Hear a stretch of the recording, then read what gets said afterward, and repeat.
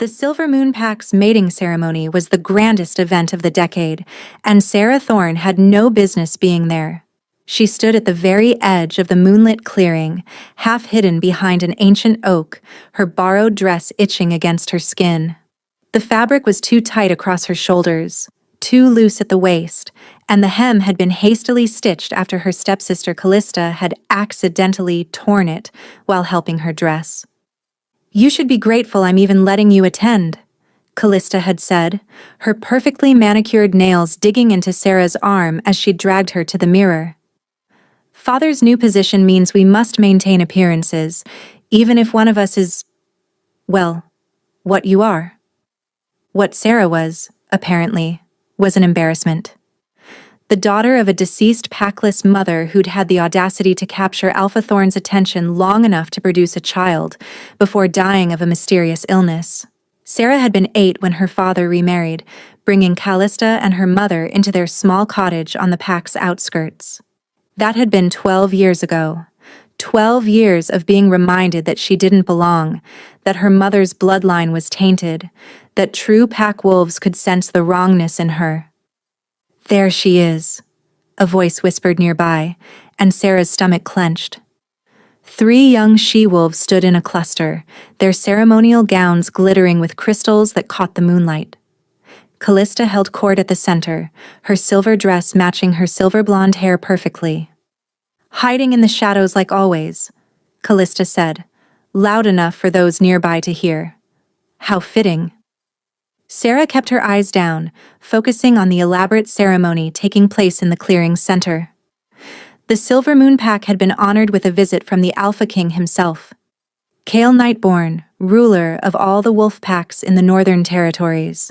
He'd come to witness the mating ceremony between Silver Moon's alpha son and his chosen mate, a political alliance that would strengthen both packs. She'd only glimpsed the Alpha King once, when he'd arrived at sunset. Even from a distance he'd been imposing. Tall and broad-shouldered, with dark hair that fell just past his collar and eyes that seemed to glow amber in the fading light. Power had radiated from him like heat from a forge, making every wolf in the vicinity instinctively lower their heads in submission. Now he stood beside the mating stone, his face bearing the unmistakable authority of his position as he observed the ceremony.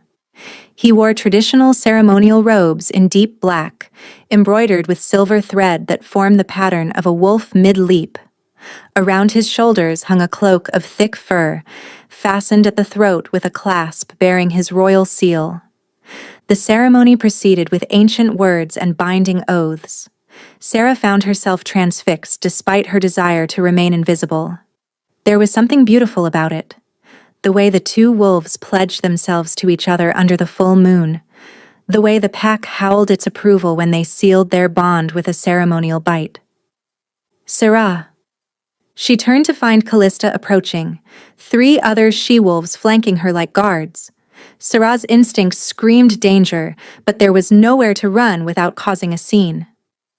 "You've been hiding back here all evening," Callista said sweetly, her smile sharp as broken glass. "Come, sister. Let's get you closer to the celebration. After all, father would want his daughters to be seen together." Before Sarah could protest, Callista's fingers closed around her wrist, nails digging in hard enough to bruise.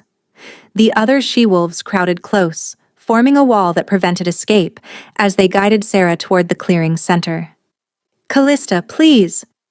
Sarah tried to pull back, but her stepsister's grip was iron. "Hush now. We're just going to have a bit of fun." They emerged into the full moonlight just as the mating ceremony concluded. Hundreds of pack members filled the clearing, their attention turning toward the feast tables laden with food and drink. Musicians began to play, and the newly mated pair led the first dance. Callista dragged Sarah forward until they stood in a clear space near the center of the gathering. Too many eyes, Sarah thought desperately. Too much attention. "Everyone!" Callista called out, her voice ringing across the celebration. "My dear sister has been hiding all evening. I thought she should join the festivities properly." Sarah tried to tug free. "Callista, stop." But first, we should make sure she's properly dressed for such an important occasion. Callista's smile turned vicious. After all, we wouldn't want her to embarrass our family in front of the Alpha King. It happened so fast that Sarah barely registered the movement. Callista's hand shot out, fingers tangling in the delicate fabric at Sarah's shoulder. With one violent yank, the dress tore. The sound of ripping cloth seemed impossibly loud in the suddenly silent clearing. Sarah gasped as the bodice separated, the borrowed dress splitting from shoulder to waist. She stumbled backward, clutching desperately at the ruined fabric to cover herself, but it was useless. The dress hung in tatters, exposing the thin chemise beneath and leaving her essentially bare before hundreds of staring wolves. Laughter erupted. Not from everyone. Some wolves looked away in embarrassment or disgust at Callista's cruelty, but enough that the sound crashed over Sarah like a wave. She stood frozen, humiliation burning through her so intensely that she couldn't breathe, couldn't think, couldn't do anything but stand there with tears streaming down her face as the pack laughed at her exposure. "Oops," Callista said, her voice dripping with false concern. "I'm so sorry, sister. These dresses are so delicate. Perhaps you should have stayed in the shadows where you belong." More laughter. Someone shouted something crude. Sarah's vision blurred with tears as she tried desperately to hold the ruined dress together, but her hands were shaking too badly. This was it.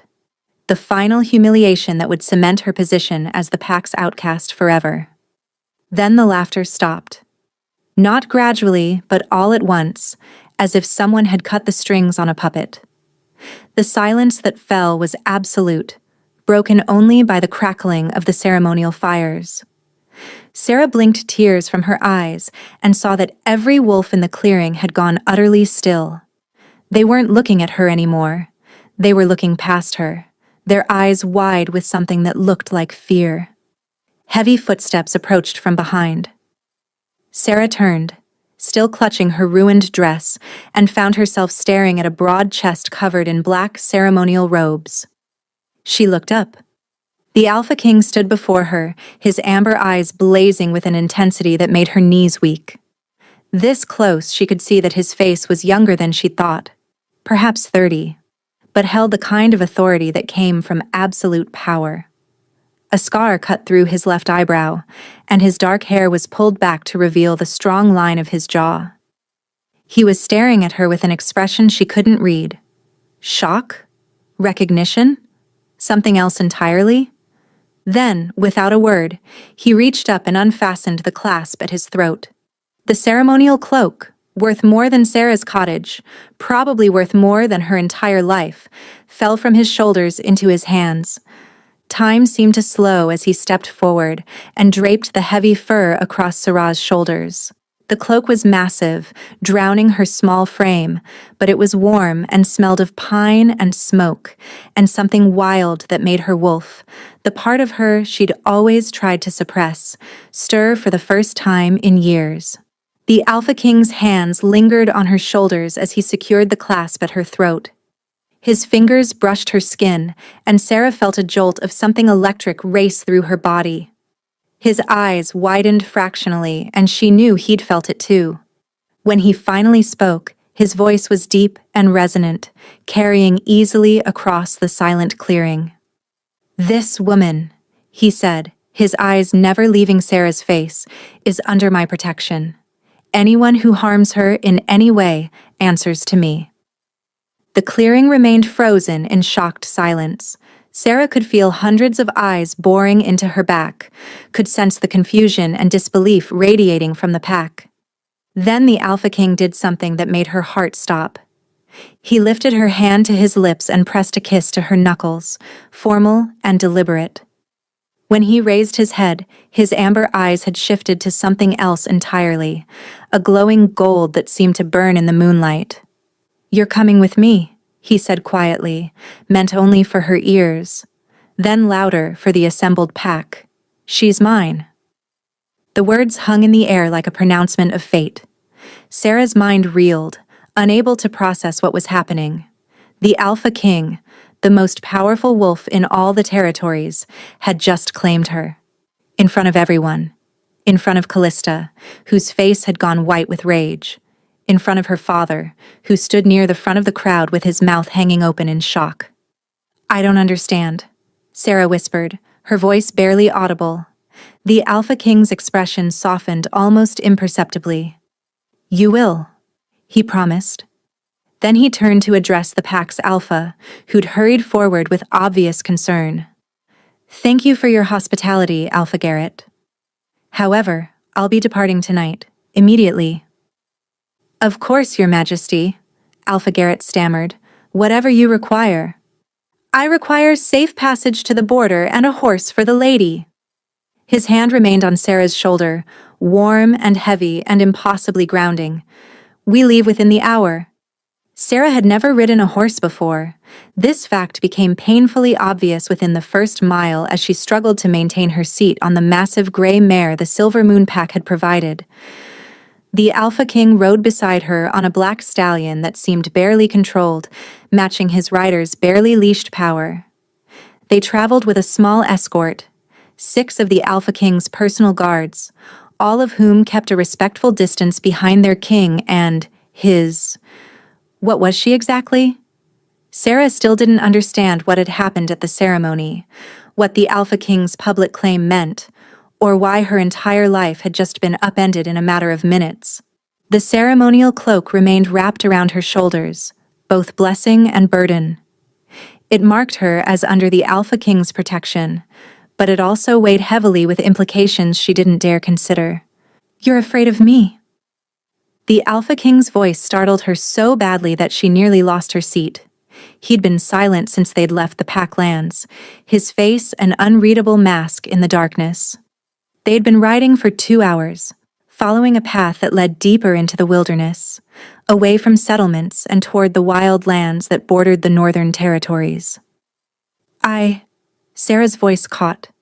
"I don't know what I am, Your Majesty." "Kale," he said. "When we're alone, you may call me Kale." The intimacy of his given name felt dangerous on her tongue. "I don't understand why you helped me. Why you claimed me in front of everyone. I'm nobody. I'm not even—" She cut herself off before she could say it. "Not even what?" His amber eyes found hers in the moonlight, and Sarah felt that same electric jolt from before. "Not even a real wolf," she whispered. "Not according to my pack. My mother was— They say her bloodline was tainted. That's why I've never shifted, never felt the full moon's call like other wolves do. I'm defective." Kale's expression darkened. "That's not a defect. It's power you haven't learned to use yet." "How would you know?" The words escaped before Sarah could stop them, tinged with years of suppressed bitterness. "You don't know anything about me?" "Don't I?" He pulled his stallion closer until they rode side by side, so close that Sarah could feel the heat radiating from him. "Tell me, Sarah Thorne. Yes, I made it my business to learn your name. Have you always been able to feel other wolves' emotions? Know when they're lying? Sense danger before it arrives?" Sarah's breath caught. How did you—" "Because those aren't the signs of a defective wolf," Kale said softly. "Those are the signs of something much rarer, much more powerful." He paused, seeming to choose his words carefully. "Tell me about your mother." "She died when I was 8. I barely remember her." Sarah's throat tightened. "She was kind, gentle. She used to sing to me at night, old songs in a language I didn't understand. My father said she was from a smaller pack, that she'd come to Silvermoon seeking sanctuary. But she never talked about her past, and after she died, my father remarried quickly. Callista's mother made sure I understood that I should be grateful for their charity." "Your mother's songs," Kale said. "Were they in the old tongue?" Sarah blinked. "I don't know. Maybe. They sounded ancient." Kyle was quiet for a long moment, his eyes fixed on the path ahead. 20 years ago, there was a purge. The old Alpha King, my father, believed that certain bloodlines were too dangerous to exist. He ordered the elimination of any wolf descended from the first packs, the ancient bloodlines that carried the old magic. Ice spread through Sarah's veins. Why? Because the first pack wolves could do things modern wolves cannot. They could heal with a touch, influence the weather, communicate with all beasts, not just other wolves. My father feared their power, so he destroyed them. Kale's jaw clenched. I was young when it happened, too young to stop it. But I've spent the 10 years since his death trying to find any survivors, trying to undo some of the damage he caused. You think my mother was from a first-pack bloodline? Sarah whispered. I know she was. Kale's eyes met hers, and in them, Sarah saw certainty. I've been tracking rumors of a woman who escaped the purge and went into hiding. A woman with unusual abilities who died of a mysterious illness that no healer could cure. A woman who left behind a daughter. The illness. Sarah's hands trembled on the reins. They said it came on suddenly. She was fine one day, and then she was coughing blood. It took her in 3 days. Wolfsbane poisoning, Kale said grimly. Someone found her. Someone who knew what she was and decided to finish what my father started. The implications crashed over Sarah like a wave. Her mother had been murdered. Murdered for the crime of existing, of carrying old magic in her blood. And if Sarah had inherited that magic, I'm in danger, she said flatly.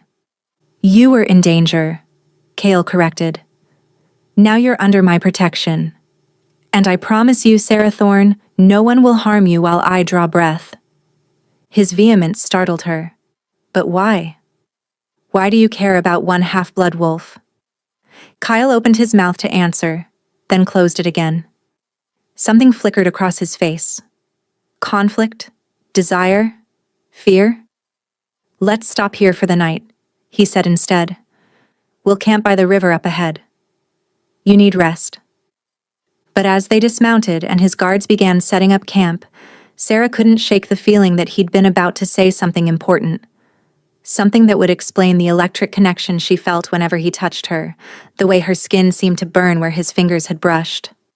The guards built a fire while Kyle tended to the horses. Sarah sat on a fallen log, still wrapped in his cloak, and tried to process everything that had happened. This morning, she'd been the pack outcast, barely tolerated by her own family.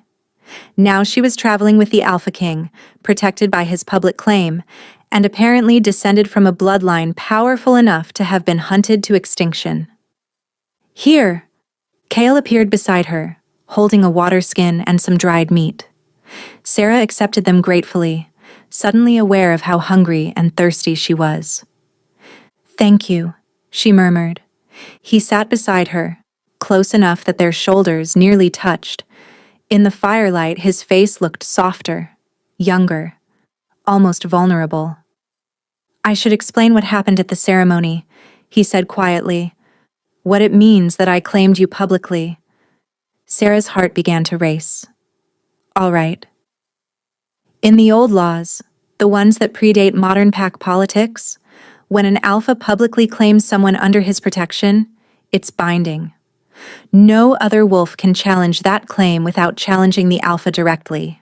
By covering you with my cloak, by stating my protection, I've effectively declared that you're under my personal guard.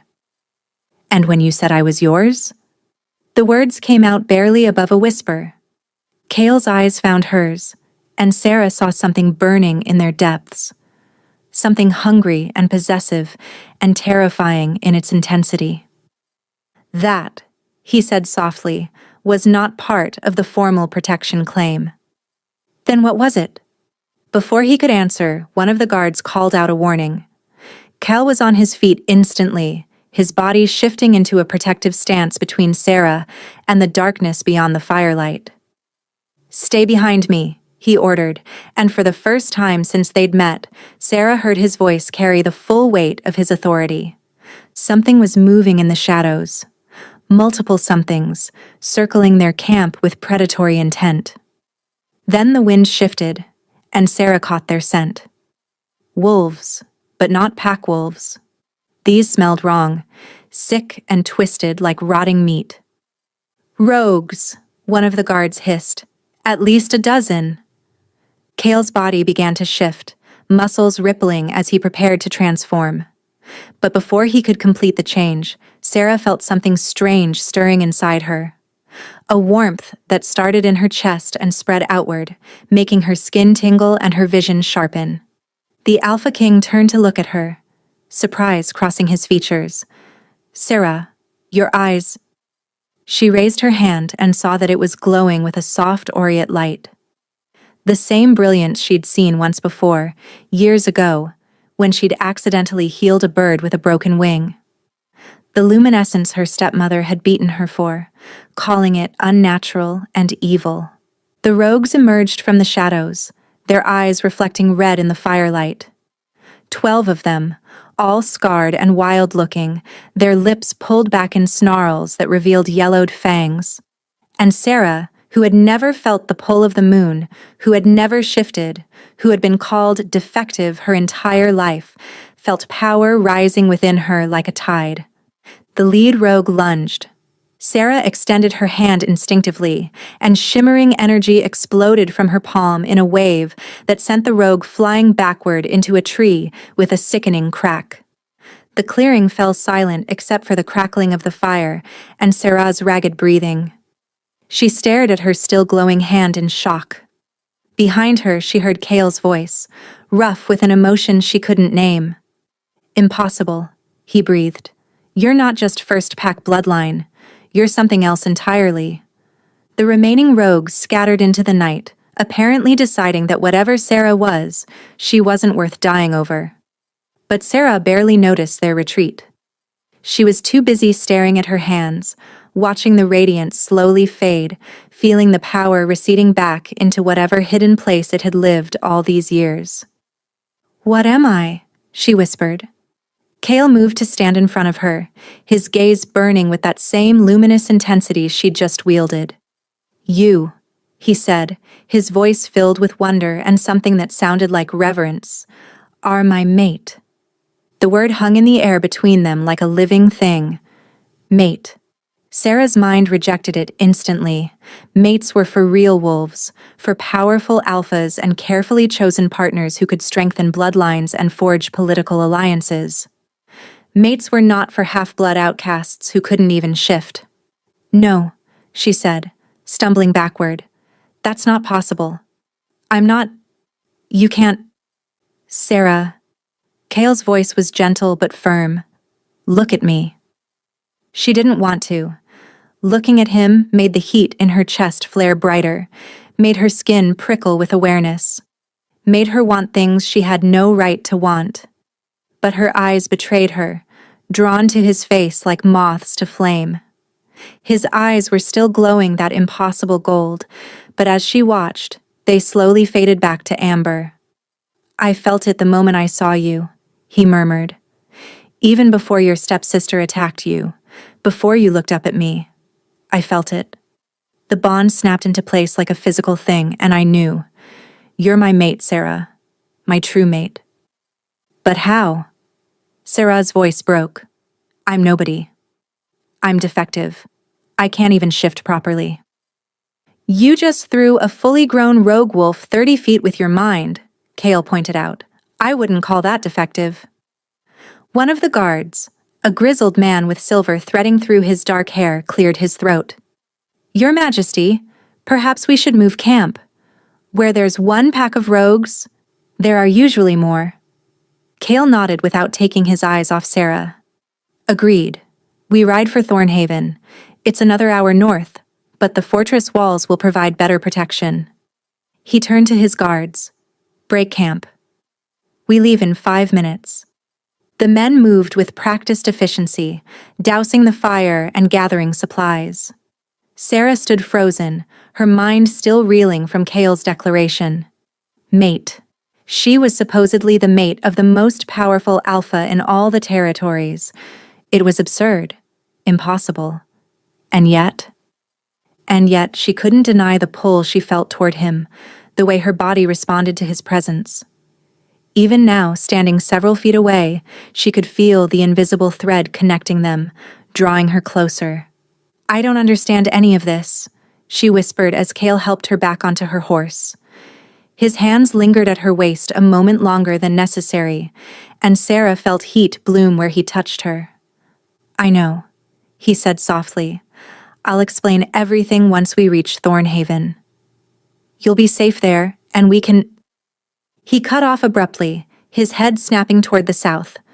The guards reacted instantly, hands moving to weapons, bodies tensing for threat. "More rogues?" Sarah asked, her heart hammering. "Worse." Cale's expression had gone cold and hard. "Hunters." Sarah caught the scent a moment later, human, but wrong somehow. Tainted with silver and wolfsbane and death. "What are hunters doing this far into pack territory?" "Hunting," Cale said grimly. "Mount up." "Now." They rode hard through the darkness, the horses' hooves pounding against the forest floor. Sarah clung to her mare's mane, terrified she'd be thrown, but somehow she managed to keep her seat. Behind them, she could hear pursuit. Multiple horses, at least 6 or 7, gaining ground steadily. "They're getting closer," one of the guards called out. Cale cursed under his breath. "The horses are tired. We won't outrun them." He turned to Sarah, his expression fierce. "When I give the signal, you ride straight for Thornhaven. Don't look back. Don't stop for anything. My guards will hold them off." "What?" "No." Sarah's protest was immediate. "I'm not leaving you to fight them alone." "You don't have a choice." Cale's voice carried the weight of command. "You're too important to risk." "Important?" Sarah nearly laughed. "I've been worthless my entire life, and now suddenly I'm too important to risk? That's—" An arrow whistled past her head, missing by inches. "Go!" Kyle roared, and slapped her horse's flank hard enough to send the mare bolting forward. Sarah tried to pull back on the reins, tried to turn around, but the horse had the bit between her teeth and was running flat out. Behind her, she heard the clash of battle, snarls and screams and the ring of metal on metal. "I have to go back," she thought desperately. "I can't just leave them." But even as the thought formed, she felt something strange happening inside her. The luminous energy from before was stirring again, rising up through her chest and spreading through her limbs. It felt different this time. Not defensive like before, but searching, reaching out for something. Sarah's breath caught as the radiance suddenly surged, and her vision exploded with new sensations. She could feel Cale, not just his presence, but his emotions, his fear for her safety, his determination to protect her at any cost, his barely controlled rage at the hunters who dared threaten his mate. The bond. She was feeling their mate bond, and through that bond, she felt the exact moment an arrow found its mark in Cale's shoulder. "No!" The scream tore from Sarah's throat as she felt his pain echo through the connection. Without conscious thought, she yanked hard on the reins, forcing the mare to wheel around. The horse fought her, but Sarah's desperate strength won out, and they were galloping back toward the battle. The scene she rode into was chaos. Cale's guards had engaged the hunters in close combat, swords against crossbows and silver-tipped spears. But the hunters outnumbered them, and more were emerging from the forest. Cale stood in the center of the carnage, partially shifted with claws extended and fangs bared, an arrow protruding from his left shoulder. 3 hunters circled him with silver nets, clearly planning to capture rather than kill. Sarah didn't think. She simply acted.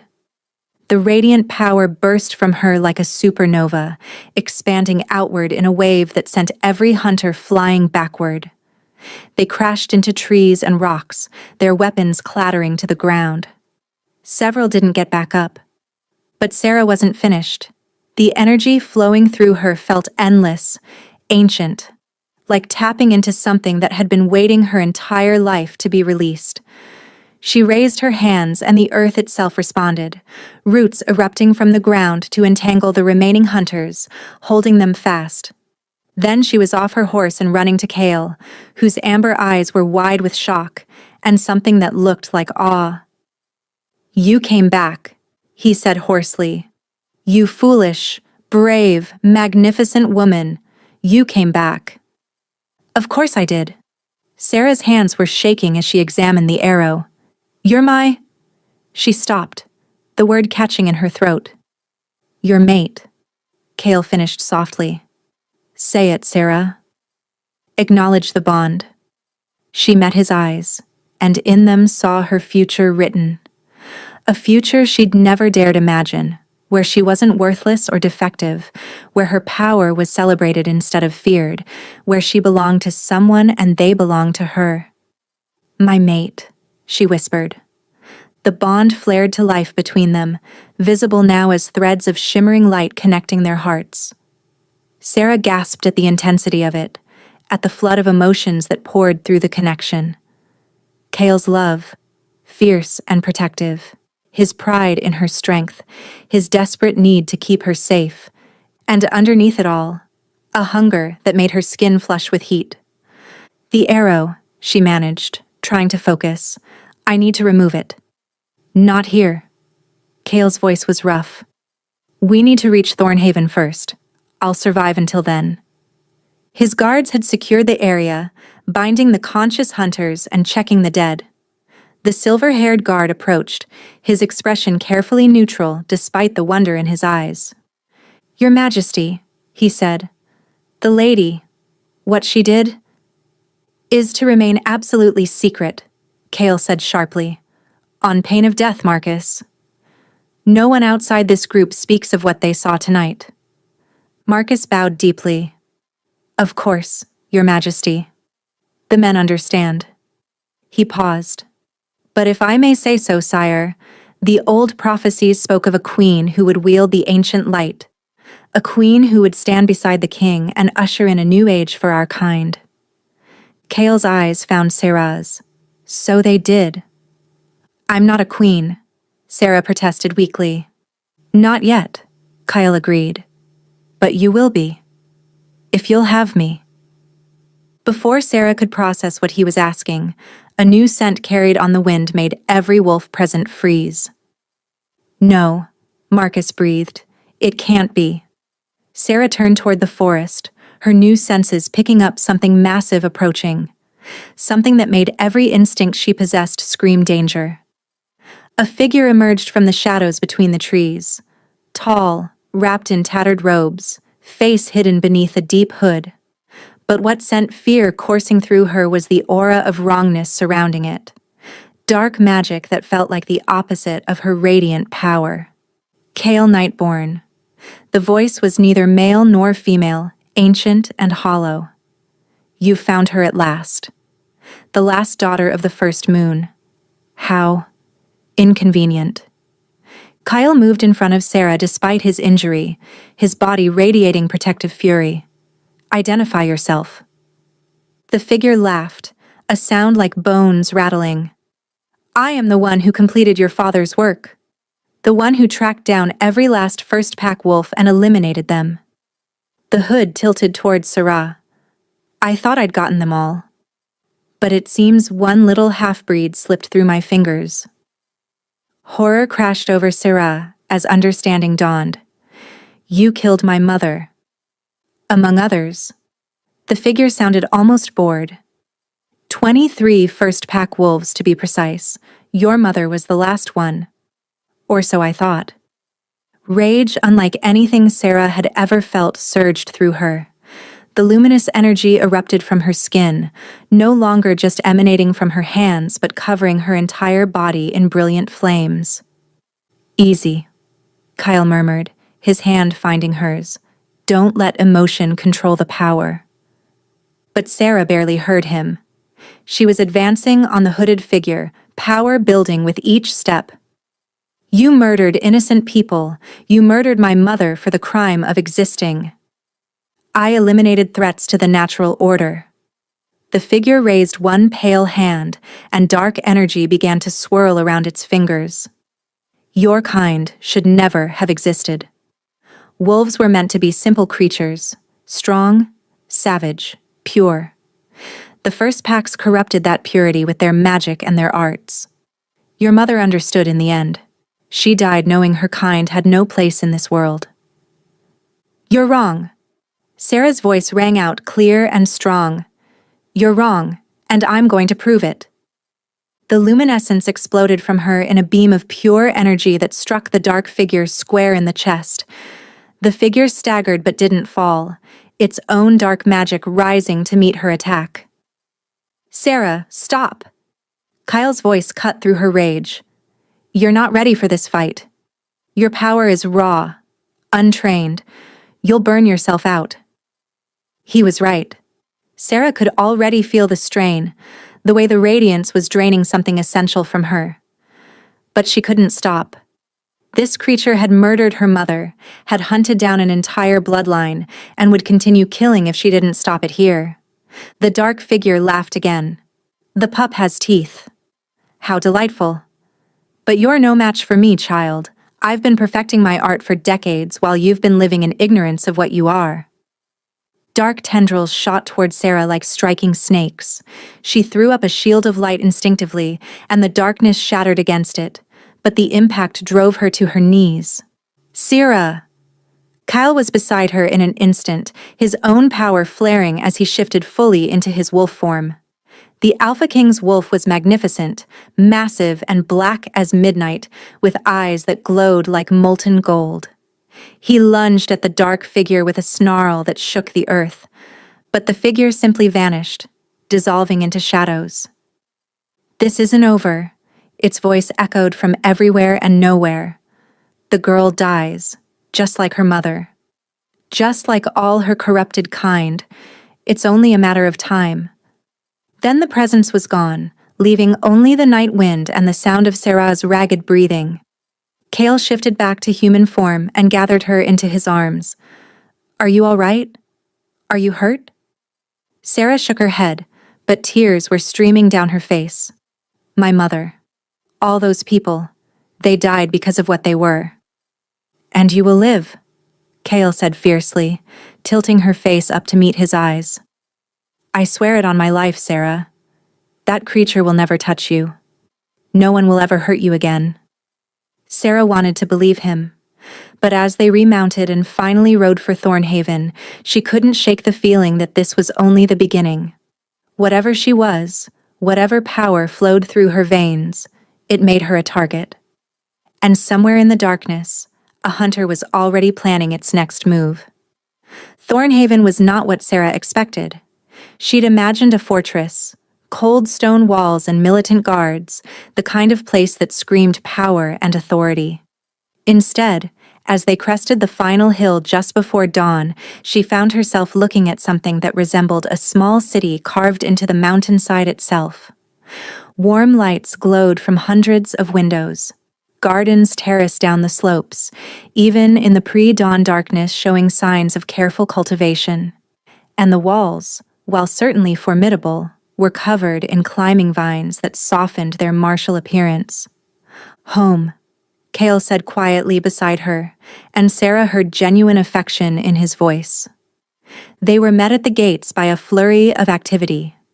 Healers rushed forward to attend to Kale's arrow wound and the various injuries his guards had sustained. Stable hands took the exhausted horses. And through it all, Sarah felt the weight of curious stares from dozens of wolves who'd emerged to witness the Alpha King's unexpected return. Your Majesty, an elderly woman with silver hair braided in an intricate crown approached, her sharp eyes taking in every detail of the scene. We received no word of your early return. And you bring a guest. Not a guest, Thea. Kale's arm remained around Sarah's waist, supporting her as exhaustion from using her power finally caught up with her. My mate. The word sent a ripple through the assembled wolves. Sarah heard gasps, whispers, felt the intensity of their scrutiny increase tenfold. Thea's eyebrows rose nearly to her hairline. Your mate. I see. Her gaze fixed on Sarah with penetrating intensity. And does your mate have a name? Sarah Thorne, Sarah managed, though her voice came out barely above a whisper. I'm... that is... I was... She's exhausted, Kale interrupted firmly. Explanations can wait. Thea, prepare the Luna's chambers, and send for healer Dimitri. I need him to examine Sarah immediately. The Luna's chambers? Thea's expression showed clear surprise. Your Majesty, perhaps it would be more appropriate... The Luna's chambers, Kale repeated, his voice carrying the weight of command. She is my mate, Thea. That makes her your future queen. She will be treated accordingly. Thea bowed, though Sarah caught the calculating look in her eyes. As you command, Your Majesty. The Luna's chambers turned out to be a suite of rooms that took Sarah's breath away. High ceilings carved with intricate wolf motifs.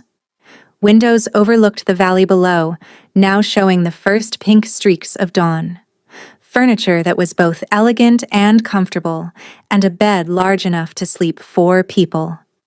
This is too much, Sarah protested as servants bustled around, lighting fires and preparing a bath. I can't possibly... You can, and you will. Kale had finally allowed a healer to remove the arrow from his shoulder, and now stood shirtless while another healer cleaned and bandaged the wound. Sarah tried not to stare at the expanse of his chest, at the play of muscles beneath tanned skin, at the various scars that marked him as a warrior. Their eyes met, and Sarah felt heat flood her cheeks as she realized he'd caught her looking.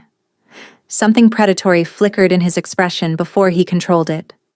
You should rest, he said, his voice rough. We'll talk more once you've recovered from...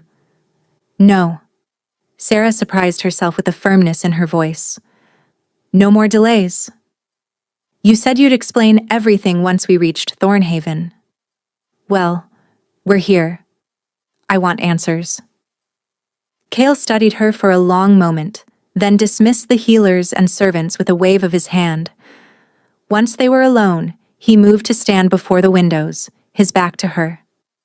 My father, he began quietly, was not a good man. He was powerful, ruthless, and paranoid.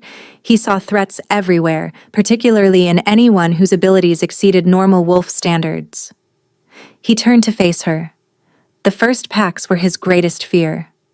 They predated the modern pack system by thousands of years, and their magic was something he could never control or understand.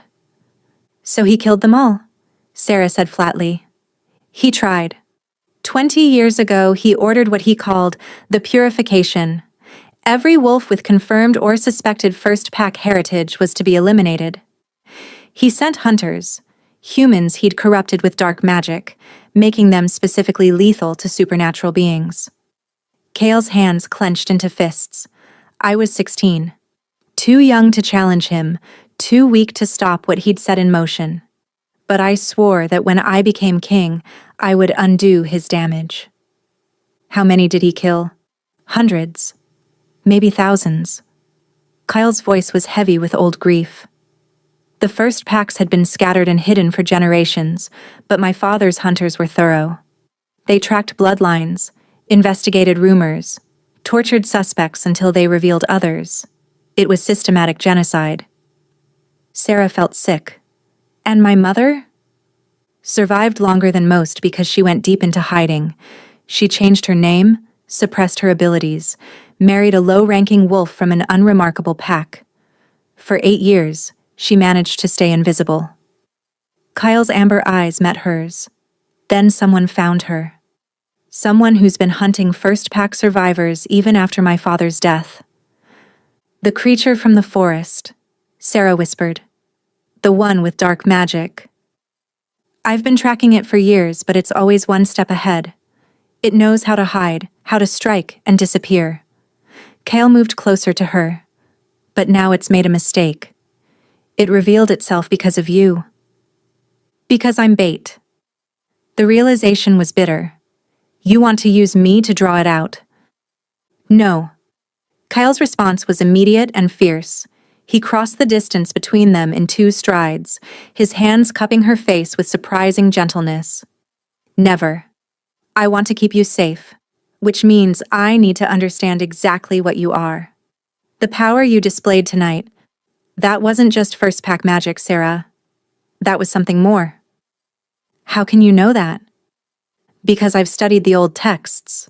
I've spent years researching first pack abilities, hoping to find survivors, and none of the records mention anything like what you did. Throwing fully grown wolves with your mind, making the earth itself obey your commands. His thumbs stroked her cheekbones, and Sarah felt her breath catch. The prophecies spoke of a queen, born once in a millennium, carrying the combined power of all first packs in her blood. A queen who would either save our kind or destroy it.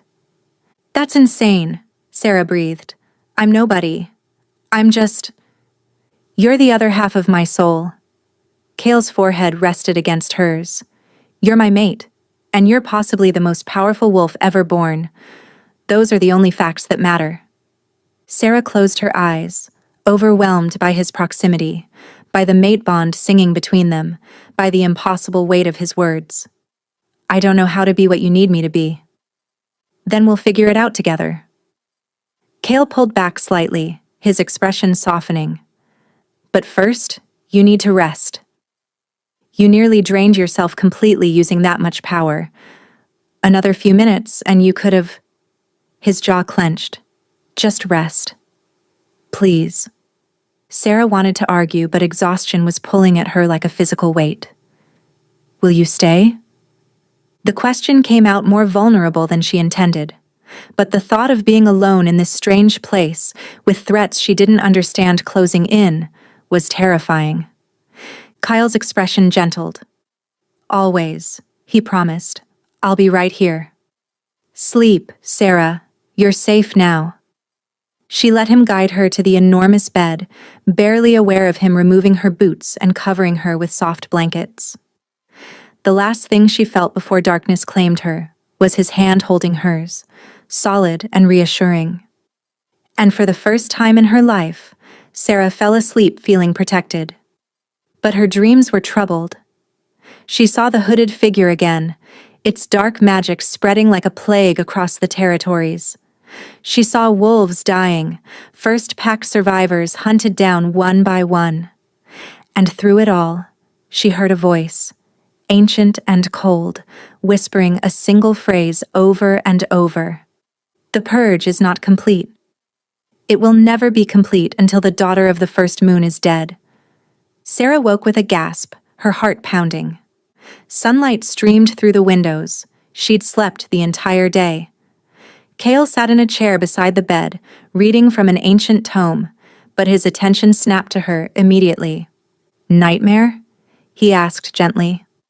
Warning, Sarah corrected, her voice shaking. The creature, the hunter. It's not working alone, Kale. There are others, and they won't stop until I'm dead. Kale's expression darkened, but before he could respond, urgent knocking sounded at the door. Thea entered without waiting for permission, her face pale. Your Majesty, the council demands an immediate audience. They've learned about your companion, and they are not pleased. Sarah woke to raised voices beyond her chamber doors. Absolutely unacceptable. You can't seriously expect us to. I expect you to show respect to your future queen. Kale's voice, cold with authority. Or have you forgotten who you're addressing? Forgive me, Your Majesty, but the council has concerns. This girl appears from nowhere, claims to be your mate, and you expect us to simply accept. I don't recall asking for acceptance. I'm informing you of reality. Sarah sat up, her head pounding. The nightmare from earlier still clung to her thoughts. Images of the hooded hunter, of wolves dying, of darkness spreading. She pushed it aside and forced herself out of bed, wrapping one of the blankets around her shoulders like a shawl. The voices grew louder, more heated. Sarah moved to the door and eased it open to find Kale facing off against 3 older wolves, 2 men and a woman, all dressed in formal robes that suggested high rank. The law is clear, the woman was saying, her tone sharp. Any wolf claiming to be the Alpha King's mate must prove their worth before the council. We cannot have just anyone.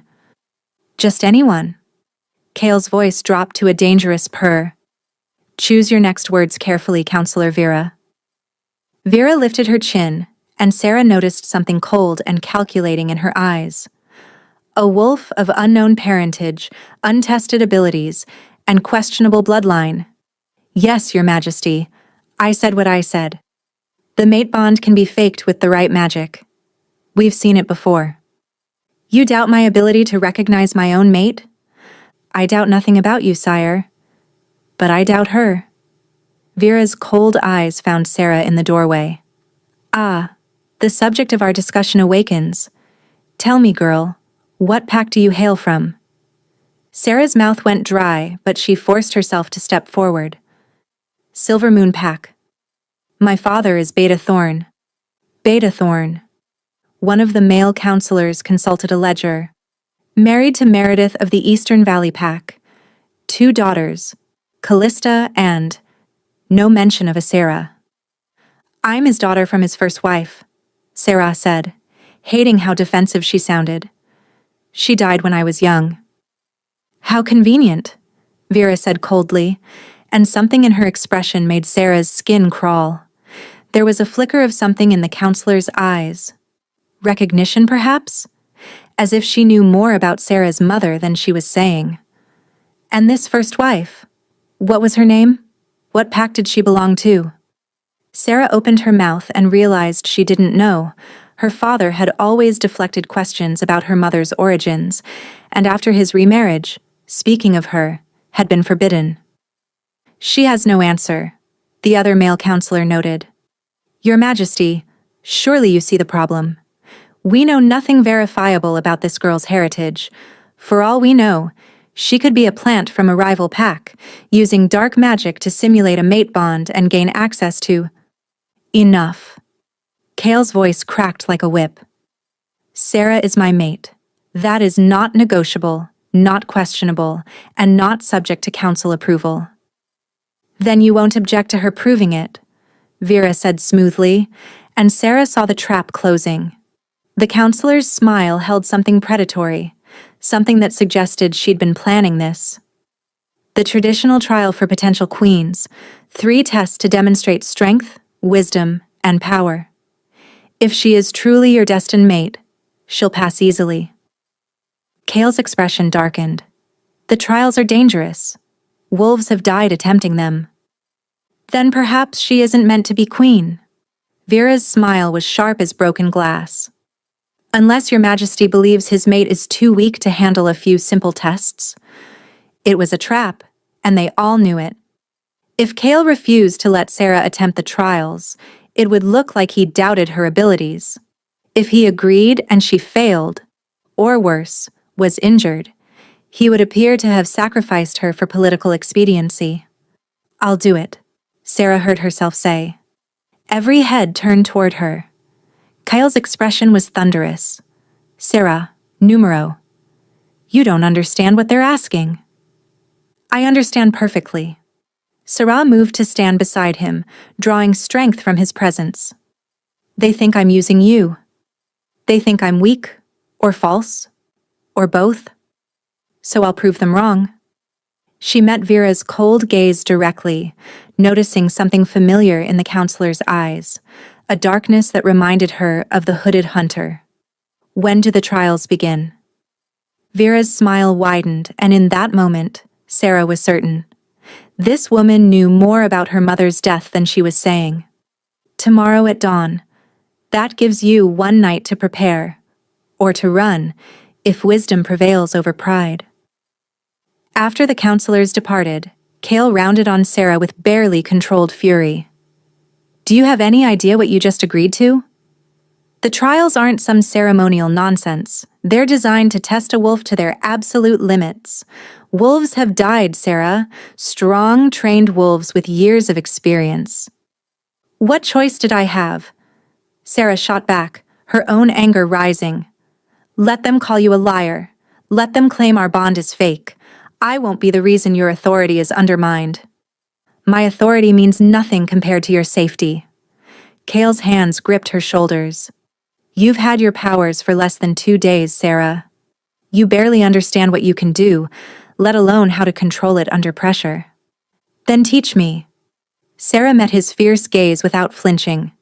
We have one night. Help me survive this. For a long moment, Kale simply stared at her. Then his expression shifted, frustration giving way to something that looked like pride.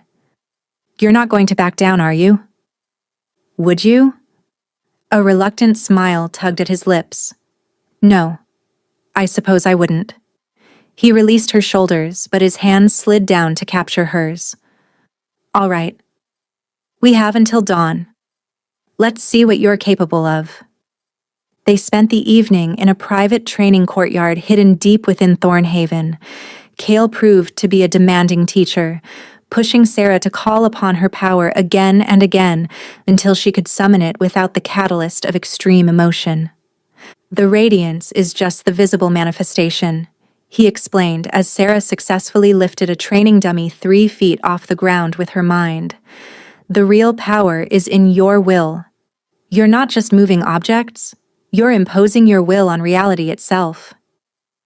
That sounds insane, Sarah panted, sweat dripping down her face despite the cool evening air. Welcome to First Pack Magic. Kale handed her a water skin.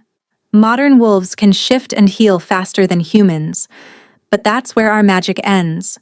First Pack wolves could do things we can't even imagine, and you... He paused, his expression troubled. You're operating on a level beyond even them. Is that good or bad? I don't know yet. Kale's honesty was almost worse than a lie would have been. Power without control is dangerous, but you're learning faster than should be possible. It's like your body already knows what to do, like muscle memory awakening. They trained late into the night, until Sarah's legs trembled with exhaustion and her head pounded from the strain of using her abilities. She practiced lifting heavier objects, creating shields of light, even manipulating small amounts of earth and stone. Each success came easier than the last, as if the power was waking up more fully with each use. Kale finally called a halt when she nearly collapsed after creating a dome of protective light around them both. Her body was screaming for rest. Enough, he said firmly, catching her before she could fall. You need rest more than practice now. Sarah wanted to argue, but her body was trembling with exhaustion. Kale carried her back to their chambers and laid her gently on the bed. I'm scared, she admitted in a whisper. What if I'm not strong enough? What if I fail and prove them right? Kyle stretched out beside her, fully clothed, and pulled her against his chest. The mate bond hummed between them, soothing some of her anxiety. You won't fail, he murmured against her hair. Do you know how I know? How? Because you're mine, and I don't choose weak mates. His arms tightened around her. Sleep now, Sarah. Tomorrow, you show them exactly who you are. Sleep was slow to come. Sarah lay in Kale's arms, listening to his steady heartbeat, trying not to think about all the ways the trials could go wrong. When she finally did sleep, her dreams were filled with radiant power and ancient voices singing in languages she didn't know but somehow understood. And in those dreams, she saw Vera's face, twisted with hatred. But beneath the hatred was fear, terror of what Sarah represented. The counselor wasn't just prejudiced against First Pack wolves. She was actively working to eliminate them. Dawn came far too quickly. Sarah stood in the center of Thornhaven's main arena, surrounded by hundreds of watching wolves. The council sat in judgment seats above, their expressions ranging from skeptical to openly hostile. Vera's face held barely concealed satisfaction, as if she already knew how this would end. And beside them, forced to watch, but forbidden to interfere, sat Kale, his jaw clenched so tight she could see the muscle jumping. Through their bond, she felt his faith in her, his love, his barely controlled fury at being unable to help. Counselor Vera stood, her voice carrying across the arena. Sarah Thorne, You stand before this council to prove your worth as mate to our king. You will face 3 trials: strength, wisdom, and power. Fail any trial, and your claim will be rejected. Succeed in all 3, and you will be recognized as our Luna." She paused dramatically. "Are you prepared to begin?" Sarah's mouth was dry, her heart hammering against her ribs. But she thought of her mother, hunted and killed for daring to exist. She thought of all the first pack wolves who'd been murdered for being different. And she thought of Kale, watching her with such fierce belief in his eyes. "I'm ready," she said, her voice stronger than she felt. Vera's smile was cold and triumphant. "Then let the first trial begin." The arena floor began to tremble. Sarah stumbled as the ground beneath her feet cracked open, and from the widening fissure emerged something that sent fear coursing through her. A creature of living stone, easily 15 feet tall, with eyes that glowed like hot coals. An earth elemental, summoned specifically to test her strength. And as it raised one massive fist to strike, Sarah realized that the council, or at least Vera, wasn't just testing her. They were trying to kill her. The earth elemental's fist came down like a meteor. Sarah threw herself sideways, rolling across the arena floor as stone pulverized the spot where she'd been standing. Dust and debris exploded outward, and she heard the crowd gasp, whether in excitement or horror, she couldn't tell. "First trial, strength." Vera's voice rang out. "Defeat the elemental using only your physical abilities. Magic is forbidden in this test." Of course it is, Sarah thought bitterly, scrambling to her feet as the creature turned toward her with grinding slowness. "They want to prove I'm weak." The elemental charged, faster than something made of stone had any right to move. Sarah dove behind one of the arena's stone pillars, her mind racing. Strength. She needed strength. But she'd never been strong. Even among the Silver Moon Pack, she'd been considered small and weak. The pillar exploded as the elemental smashed through it. Sarah ran, her lungs burning, trying to create distance, but the creature was relentless, pursuing her with single-minded determination. "I can't beat this thing." Panic clawed at her throat. "I can't." Then she felt it. The mate bond, warm and steady, carrying Kale's presence across the distance between them. And with it came a surge of strength that didn't come from magic. It came from the bond itself, from the connection between alpha and mate. "You're stronger than you know," Kale's voice echoed in her mind, clear as if he'd spoken aloud. "Trust the bond. Trust yourself." The bond didn't just carry emotion, it could share power. Not magic, but the raw physical strength of an alpha wolf channeled through their connection. The elemental's fist swung toward her head. This time, instead of dodging, Sarah caught it. The impact drove her to one knee, but she held. Her arms trembled with the strain, but she held. And slowly, impossibly, she began to push back. The crowd erupted. Sarah heard their shock, their disbelief, but she couldn't focus on anything except the creature in front of her.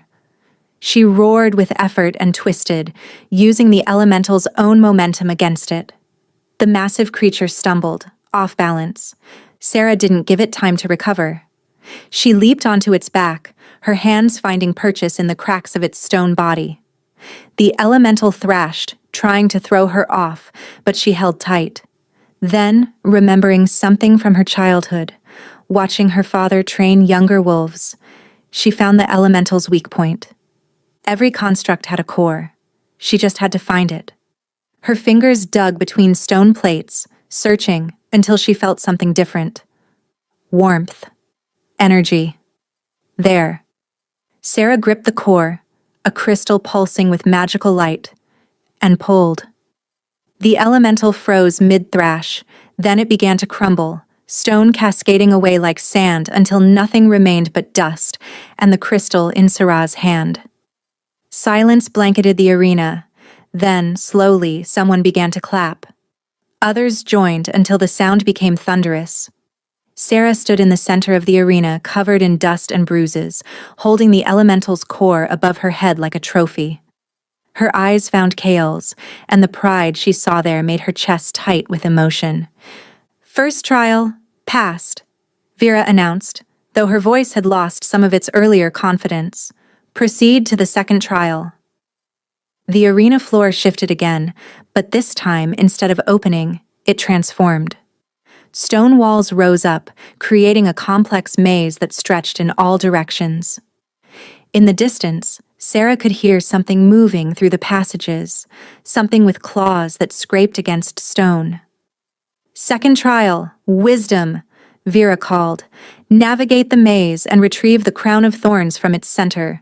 But beware, the maze is guarded by a sphinx, and it does not take kindly to fools. Sarah entered the maze, her hand trailing along the stone walls. The passages twisted and turned, branching off in multiple directions. She tried to keep track of her path, but after the fifth turn, she'd lost all sense of direction. Lost, little wolf? A voice purred from everywhere and nowhere. Spinning around, she saw nothing. Show yourself. As you wish. The Sphinx materialized from shadow, a creature with a woman's face, a lion's body, and eagle's wings. It was beautiful and terrifying, its eyes ancient and knowing. 3 riddles, the Sphinx said. Answer correctly, and I will guide you to the crown. Answer incorrectly. Its smile showed far too many teeth. Well, the maze is very good at disposing of failures. Ask your riddles, Sarah said, trying to keep her voice steady. First riddle, I am born of light but cannot exist within it. I grow when darkness falls and flee when dawn breaks. What am I? Born of light but unable to exist in it. The answer came to her. A shadow, she said. The Sphinx's eyes gleamed. Clever. Second riddle. I have cities but no houses, forests but no trees, water but no fish. What am I? Closing her eyes, she puzzled through the second riddle. Cities without houses, forests without trees. A map, she finally said. 2 for 2. Most impressive. The Sphinx circled her slowly. But the third riddle is the most important. Answer wrong, and all your previous success means nothing. It leaned close, its breath hot against Sarah's face. What is the price of power? Sarah froze. This wasn't just a riddle. It was a test of character. The Sphinx wanted to know what she believed, what she valued. Power has many prices, Sarah said slowly. Responsibility, isolation, the weight of others' expectations. She met the Sphinx's ancient eyes. But the highest price of power is fear. Fear of losing it. Fear of using it wrong. Fear of what you might become if you let it control you instead of controlling it. The Sphinx was silent for a long moment. Then, to Sarah's shock, it bowed. You are wise beyond your years, little wolf. The crown is yours. It gestured with one paw, and the maze walls shifted, revealing a clear path to the center, where a circlet of twisted silver thorns rested on a pedestal. Sarah approached carefully, half expecting another trap. When her fingers closed around the crown, warmth spread through her hand. Not violent or overwhelming, but gentle, welcoming. As if the crown recognized her.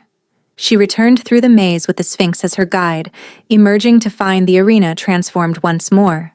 The maze had vanished, replaced by an open space, and standing in the center of that space, surrounded by a circle of burning torches, was a figure she recognized with cold dread. The hooded creature from the forest, the one who'd killed her mother. Third trial, power. Vera's voice held a note of savage satisfaction that confirmed Sarah's suspicions. Defeat the enemy before you using your full abilities. No restrictions, no mercy. The counselor hadn't just arranged these trials. She'd coordinated with the hunters. Vera was part of the conspiracy. The council has lost its mind, Kale's voice roared. He was on his feet, moving toward the arena, but 2 guards restrained him. This creature is a threat to all of us. You cannot— The trial has begun, Vera said coldly. And you know the law, Your Majesty. Once started, it cannot be stopped. The hooded figure laughed. How delightful. The council has done my work for me, and here I thought I'd have to infiltrate this fortress to kill the last first pack spawn. It raised its hands, dark energy crackling between its fingers. Any last words, child? Sarah set the crown of thorns on her head. The moment the silver touched her skin, something awakened fully. At first, it was subtle, a tingling warmth that spread from her temples through her entire body. Then the crown's ancient magic recognized her bloodline and surged to life, amplifying abilities she'd barely begun to understand. Luminous energy erupted from her body, so bright that wolves in the stands had to shield their eyes. Yes, Sarah said, her voice resonating with ancient power. You should have killed me when you had the chance.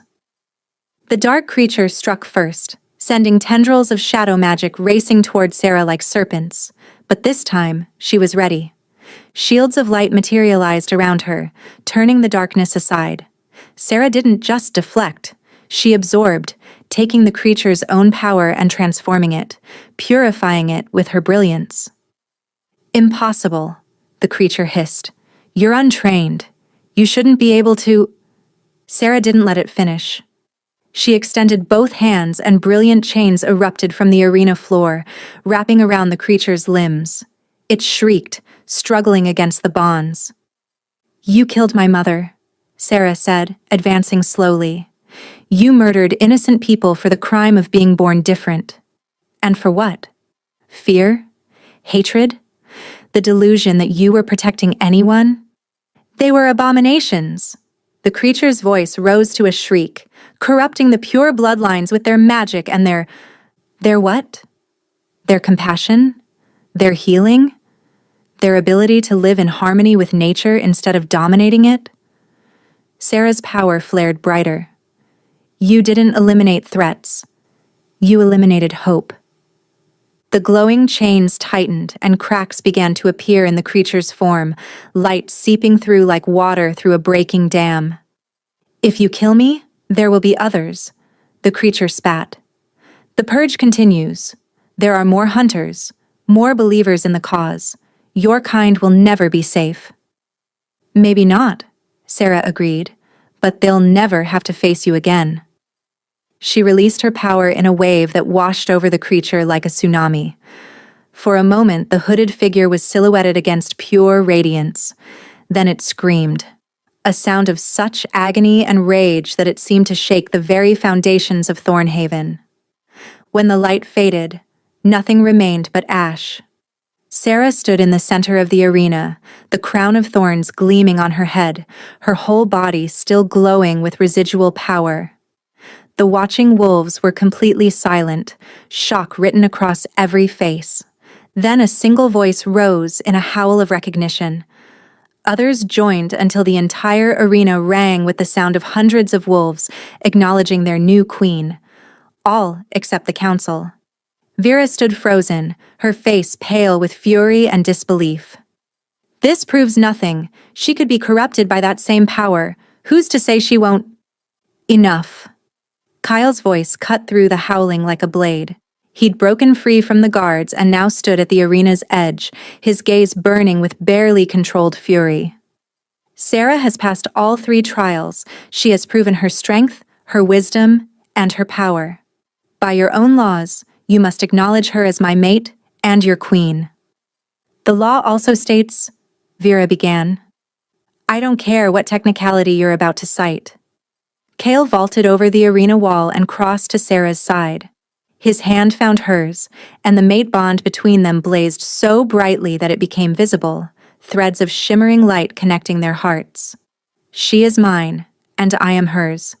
Challenge that bond again, and you challenge me directly. Is that what you want, counselor? Vera's jaw clenched, but she bowed her head.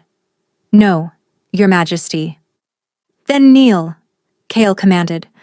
All of you, acknowledge your queen. One by one, the wolves in the arena dropped to their knees. Some did so gladly, others with obvious reluctance, but all complied. Even the council, though Vera looked like each movement caused her physical pain. Kale turned to Sarah, and his fierce expression softened. "Are you all right?" he asked quietly. Sarah nodded, though her legs felt like water and her head was spinning from power expenditure. "I think so. But Kale, what that creature said? There are others. More hunters. The danger isn't over." "I know." Kyle's hand cupped her cheek, "but we'll face it together." "You're not alone anymore, Sarah. You'll never be alone again."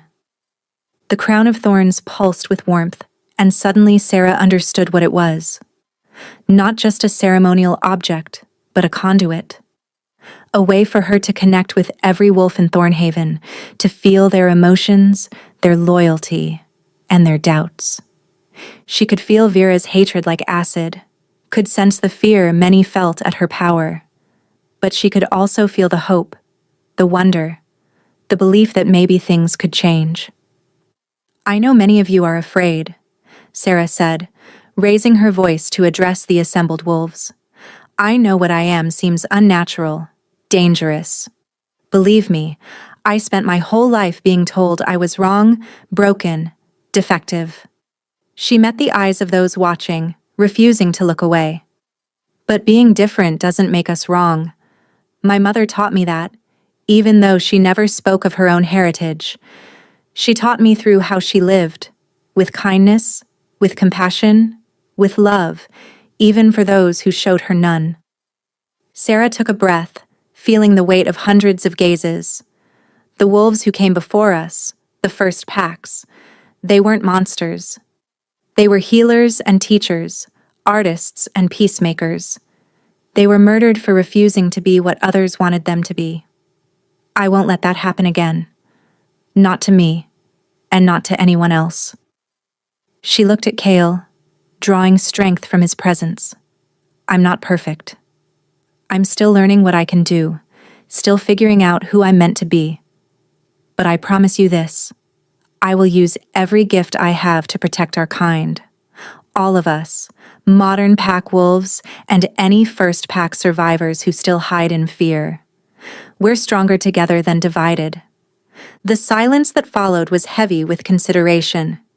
Then, from somewhere in the crowd, a young wolf called out, "Long live Queen Sarah!" Others took up the cry. Not everyone. Sarah could still feel pockets of resistance, but enough that the words echoed through Thornhaven like a promise of change. As Kale led her from the arena, Sarah felt the crown of thorns settle more firmly on her head. No longer just metal and magic, but a symbol of what she'd become. She'd proven herself to Thornhaven's wolves. But even in her moment of triumph, she couldn't shake the murdered creature's final words echoing in her mind. There will be others. The purge continues. Through the mate bond, she felt Kale's tension. He'd heard it too. And from the shadows at the edge of the arena, she caught Vera's expression. Not defeat, but cold calculation. The counselor's lips moved silently, and Sarah realized with horror that she was speaking to someone through magic. Vera wasn't finished, and neither were the hunters. Through their bond, Kyle felt her alarm. His hand tightened on hers. "What is it?" he asked. But before Sarah could answer, a guard burst into the arena, his face pale with terror. "Your Majesty, the Eastern Wall, we're under attack. Dozens of hunters, maybe hundreds, and they've brought something worse." His voice dropped to a horrified whisper. "Chimeras. They've brought chimeras." Chaos erupted instantly. The crowd in the arena scattered as alarm bells began ringing throughout Thornhaven. Wolves shifted mid-run, some racing toward the eastern wall while others herded the elderly and young toward the inner keep. The celebration of Sarah's triumph transformed into desperate preparation for battle in mere seconds. "How many?" Kyle demanded, already moving toward the wall. "At least 200 hunters," the guard panted, "and 50 chimeras, maybe more. They're using siege equipment, battering rams, catapults. Your Majesty, they came prepared for war." Sarah ran alongside Kale, the crown of thorns still on her head, her body still humming with residual power from the trials. This isn't random. They knew exactly when to attack, when I'd be exhausted from the trials, when the pack would be gathered in one place. Kale's expression was grim. Vera. She's been coordinating with them from the beginning, Sarah confirmed. I saw her using communication magic just now. Kale, she planned all of this. They reached the eastern wall to find it already under assault.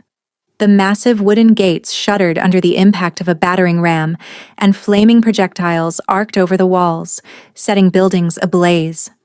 But worse than the hunters were the chimeras, twisted abominations that were part wolf, part human, part something else entirely. Their bodies writhed with dark magic, and their eyes glowed with unnatural red light. Abominations, Marcus spat, drawing his sword. They're using our own kind against us. Those were wolves once, Sarah breathed, horror washing over her. The hunters captured them and corrupted them with dark magic. A section of the wall exploded inward, stone and wood flying in all directions. Chimeras poured through the breach, their movements jerky and wrong, but terrifyingly fast. Thornhaven's defenders met them with fang and claw, but the corrupted creatures felt no pain, no fear. We can't hold them, one of Kale's commanders shouted over the din. There are too many. Sarah watched a chimera tear through 3 wolves before Marcus managed to bring it down. Even dead, its body continued to twitch, dark magic sparking across its corrupted flesh. I can help, Sarah said, stepping forward. Kale caught her arm. You're exhausted. The trials drained you. And these things are made of dark magic. The same magic I just learned to purify. Sarah met his eyes. I can save them, Kale. I can turn the chimeras back into wolves. Before Kale could respond, a familiar voice called out from beyond the breach. Hello, sister. Sarah's blood turned to ice. Through the smoke and chaos, a figure emerged. Silver blonde hair, elegant even in leather armor, a cruel smile playing on her lips. Callista, surprised to see me? Callista laughed, gesturing to the hunters flanking her. You didn't think you'd get to play queen without consequences, did you? Everything that should have been mine, father's attention, respect, status, and then you steal an alpha king? Callista, you don't understand, Sarah called out. These hunters are using you. They'll kill you the moment you're no longer useful. On the contrary, they've promised me everything I deserve, including watching you die. Callista raised her hand, and a dozen chimeras surged forward. Your move, dear sister. The chimeras charged. Sarah didn't hesitate. She thrust her hands forward, and the crown of thorns amplified her power, sending waves of purifying light cascading over the corrupted creatures. Where the radiance touched them, the dark magic burned away like mist in sunlight. The chimeras screamed, not in pain, but in release. Their twisted forms convulsed, and then they were collapsing, shifting back into their true shapes. Regular wolves, confused and terrified, but alive and whole. What? Shock flashed across Callista's face. That's not possible. They said you couldn't. They lied to you, Sarah said sadly. Just like they've lied to everyone else. A commotion behind Callista drew everyone's attention. More figures were emerging from the forest, but these weren't hunters. They were wolves, dozens of them, with eyes that glowed in various colors: silver, violet, green, amber, gold. And at their head was a young woman with tangled red hair and fierce green eyes. First pack! Someone in Thornhaven shouted. It's the first pack bloodlines. The red-haired woman raised her voice. We heard the daughter of the first moon had risen. We came to stand with her. Her gaze found Saraz. My name is Lyra. My mother died in the purge, but she told me stories. She said one day, someone would come who could unite what was scattered. I didn't believe her. I thought it was just hope. Her voice broke. But you're real. You're actually real. Lyra, Sarah breathed, feeling something slot into place in her chest. You're not alone anymore. None of you are. The first pack wolves surged forward, their various abilities creating chaos among the hunters' ranks. One wolf's roar caused the earth to shake, throwing hunters off their feet. Another raised her hands and storm clouds gathered overhead, rain beginning to fall in sheets that doused the fires. A third simply touched the ground, and vines erupted to entangle hunter weapons. But Callista had recovered from her shock. "Kill them!" she shrieked to the hunters. "Kill them all!" The battle intensified. Sarah found herself at the center of it, using her power to purify chimeras as fast as the hunters could send them. But even with the first pack wolves' help, they were outnumbered. Hunters kept pouring through the breach, and exhaustion was beginning to drag at Sarah's limbs. Then she felt it, a spike of fear through the mate bond. Sarah spun to see hunters surrounding Kale, silver nets ready to ensnare him. He fought magnificently, taking down 3 before the net caught him, its silver threads burning his skin. He roared in pain and fury, trying to tear free, but more hunters were closing in with silver-tipped spears. "Kale!" Sarah tried to run to him, but Callista stepped into her path, a silver dagger glinting in her hand. "I've dreamed of this moment," Callista hissed. "Everything you took from me, I'm taking back." She lunged. The dagger slashed toward Sarah's throat and stopped inches away, caught in Lyra's grip. The red-haired wolf had moved faster than thought, her green eyes blazing.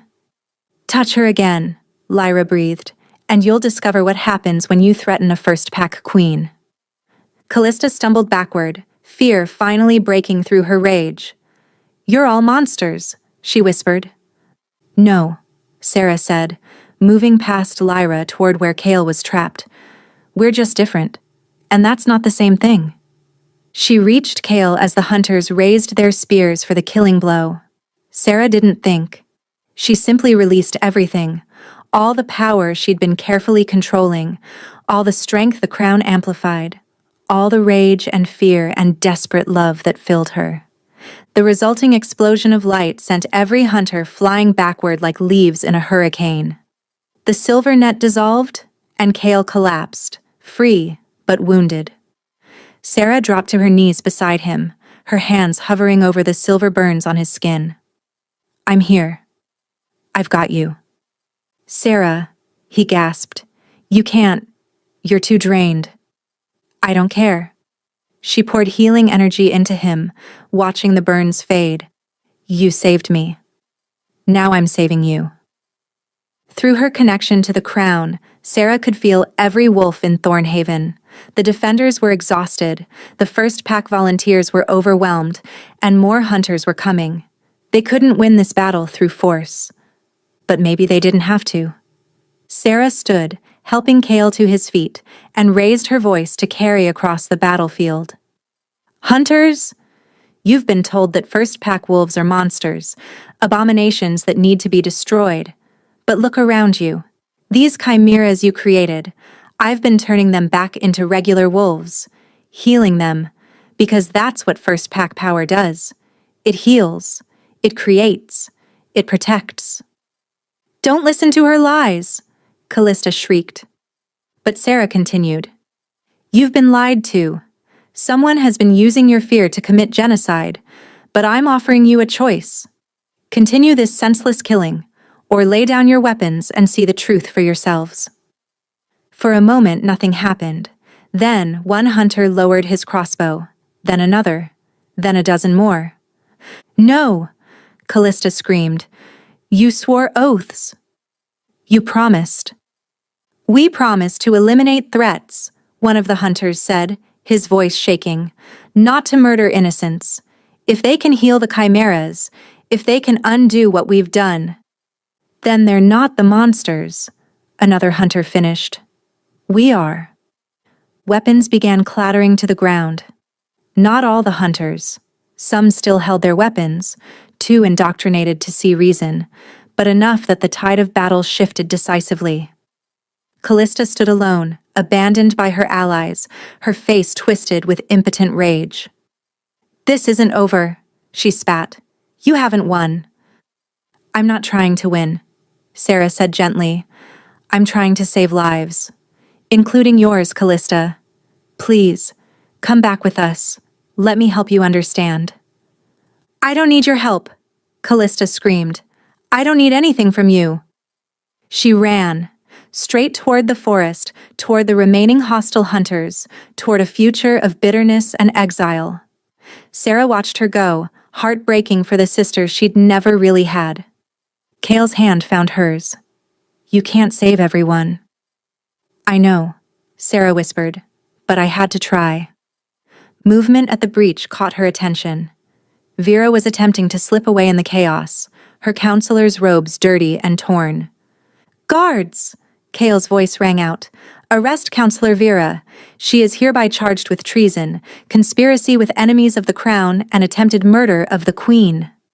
Vera's face went pale as Marcus and two other guards surrounded her. "You have no proof." "This is just her word against mine. We have dozens of witnesses who saw you using communication magic during the trials," Kale said coldly. "And the timing of this attack, coinciding exactly with when Sarah would be most vulnerable, is all the proof I need. You will stand trial, Vera, and if found guilty, you will face the full penalty for treason." As Vera was dragged away, still protesting her innocence, Lyra approached with the other first pack wolves. "What happens now?" the red-haired woman asked quietly. "We've been hiding so long, we don't know how to do anything else." Sarah looked around at the wolves, modern pack and first pack alike, standing together in the aftermath of battle. At the hunters who'd laid down their weapons. At the chimeras she'd healed, now confused but free. At Thornhaven, damaged but standing. "Now," she said, the crown of thorns gleaming on her head, "we rebuild. Together." 6 weeks had passed since the siege, and Thornhaven buzzed with a different kind of energy. Not war, but transformation. Sarah stood at the window of what had become her and Kale's shared chambers, watching the courtyard below where first pack wolves worked alongside modern pack wolves to repair the damaged eastern wall. Lyra was demonstrating her ability to encourage rapid plant growth, making vines that could reinforce the stonework. A young first-pack male whose gift was earth manipulation was reshaping crumbled stone back into solid blocks. "You're thinking too much again." Kale's voice came from behind her, warm with affection. Sarah leaned back against his chest as his arms came around her waist. "I'm thinking about Vera's trial tomorrow, about what her testimony might reveal."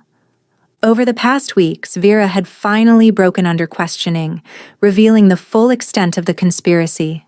She'd been recruited by the hooded hunter years ago, promised power and status in exchange for eliminating first-pack survivors. She'd helped track down Sarah's mother. She'd coordinated dozens of attacks. And she wasn't the only counselor involved. 2 others had fled Thornhaven when the plot unraveled. "Whatever happens, we'll face it together," Kale murmured against her hair. "You're not alone in this." Sarah turned in his arms, studying his face. Over the weeks, something had shifted between them. The mate bond had deepened, but they'd been so busy with rebuilding, with integrating the first pack wolves, with managing the political fallout, that they'd barely had time to explore what that bond truly meant. "There's something I need to tell you," Sarah said quietly, "about what happened during my final transformation attempt. The one that saved you." Kale's brow furrowed. "What about it?" "I felt it, Kale. The moment I accepted my power fully, stopped fighting what I am, I felt the bond complete from your side, but mine." She touched his chest, right over his heart. "For the bond to be truly complete, for me to be your equal in every way, I need to claim you as you claimed me." Understanding dawned in Kale's eyes. The role reversal. "You need to be the one who—" He stopped, heat flooding his gaze. When? Now, Sarah said. If you'll have me. Not as your protected mate, not as the wolf you saved, but as your equal. Your queen. Kale's response was to pull her closer, his lips finding hers in a kiss that sent fire racing through her veins. The mate bond flared between them, and Sarah felt his consent, his desire, his absolute certainty that she was his match in every way. When they finally broke apart, both breathing hard, Kale's voice was rough. Then claim me, Sarah. Make me yours as I made you mine. Sarah's hands trembled slightly as she reached up to cup his face. Through the bond, she could feel his pulse racing, matching hers. She leaned in, her lips brushing the spot where his neck met his shoulder. The same place he'd want to mark on her, if their first claiming hadn't been interrupted by her trials. You're mine, she whispered against his skin. My mate, my king, my equal. And then she bit down. The effect was instantaneous and overwhelming. Power surged through the bond, not her magic flowing into him, but something else entirely. Their souls recognizing each other, intertwining, becoming something greater than either could be alone. Kale gasped, his hands tightening on her waist. Through the bond, Sarah felt his emotions crash over her in waves. Love, pride, desire, and something deeper. The absolute certainty that they were meant for this, meant for each other, meant to stand together against whatever came. When Sarah pulled back, she saw her own wonder reflected in Kale's eyes, which had shifted to that luminous gold. I feel you, he breathed, not just your emotions, but your thoughts, your power, everything. And I feel you, Sarah confirmed. The bond between them was now visible even without stress or danger, a constant thread of light connecting their hearts. We're truly one now. Kale's hand came up to touch the mark she'd left on his neck, a mirror to the faded mark he'd given her in his delirium all those weeks ago. My fierce queen, he murmured, I am honored to be yours. What followed was tender and desperate and perfect, two souls finally, completely united. And when they lay tangled together afterward, the bond singing with contentment, Sarah felt truly at peace for the first time since her mother's death. The next morning, Vera's trial was held in the main arena, the same place where Sarah had proven herself weeks before. But now, instead of hostility, Sarah felt the assembled wolves' acceptance. Not all of them loved her yet, but they respected her, and that was enough. Vera stood in chains before the judgment seat where Kale presided, with Sarah at his right hand. The former counselor looked diminished, her face haggard. Counselor Vera, Kale's voice rang out, you stand accused of treason, conspiracy with enemies of the crown, and attempted murder. How do you plead? Guilty, Vera said dully. But I want it known. I did what I thought was right. First Pack Wolves destroyed the natural order once before. I was trying to prevent that from happening again. By murdering innocents? Sarah asked. By helping slaughter entire families? They weren't innocents, Vera insisted. They were children, Sarah interrupted. Healers, teachers, artists, people who wanted nothing more than to live in peace. You didn't eliminate threats, Vera. You eliminated hope. Vera finally looked at her, and Sarah saw something break in the older woman's expression. I was wrong, she whispered. Watching you heal those chimeras, seeing the First Pack Wolves fight to defend us instead of destroying us, I was wrong. But it's too late for me to fix what I've done. The penalty for treason is death, Kale said. But Sarah has requested an alternative sentence, and as queen, that is her right. What say you, my queen? Sarah stood, feeling the weight of the crown of thorns on her head. Vera will spend the rest of her life in service. She will travel to every pack in the territories, telling her story, warning others about how fear and prejudice can twist good intentions into genocide. She will bear witness to what she's done, and perhaps through that witnessing, prevent others from making the same mistakes. A lifetime of shame instead of a quick death, someone in the crowd muttered. Some would say that's crueler. Some would say it's justice, Sarah replied. Not vengeance, justice, and a chance for Vera to perhaps, eventually find redemption. Vera wept as the sentence was pronounced. Guards led her away, but as she passed Sarah, she stopped. Thank you, she whispered. I don't deserve this mercy. No one deserves mercy, Sarah said gently. That's what makes it mercy. That evening, Thornhaven held a celebration, not of victory, but of unity. The courtyard was filled with wolves from dozens of packs, modern and first pack alike, sharing food and stories. Lyra found Sarah near the food tables. The other first pack survivors want to know, what happens to us now? Do we stay here? Return to hiding? You stay, Sarah said firmly, or you go, if that's what you want. But you'll never have to hide again. We're creating a new council, one that includes representatives from every bloodline, first pack and modern alike. Your voices will be heard. Your gifts will be celebrated, not feared. Lyra's eyes filled with tears. My mother died dreaming of a day like this. I wish she could see it. She can, Sarah said, squeezing the other woman's hand. Through you. Through all of us who survived. Later, as the party continued, Cale pulled Sarah aside to a quiet corner of the wall where they could look out over the valley. I have something for you, he said, producing a small wooden box. Inside was a ring, simple silver, but carved with intricate wolf patterns that seemed to move in the moonlight. It was my grandmother's, Cale explained. She was one of the few council members who spoke against my father's purge. She died before she could see it stopped. But she made me promise that when I found my mate, I would give her this ring as a symbol that we choose love over fear, unity over division. Sarah's throat tightened as Cale slipped the ring onto her finger. I love you, she whispered. I don't think I've said it enough, but I do, completely. I know, Kyle said with a smile. I can feel it. Through here. He touched his chest where her claiming mark rested. Every moment of every day I feel your love, and you feel mine. Always, Sarah agreed. They stood together, watching the celebration below.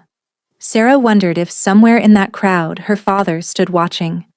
Beta Thorne, who'd remarried so quickly after her mother's death, who'd allowed Callista and her mother to treat Sarah so cruelly. Did he feel regret? Pride?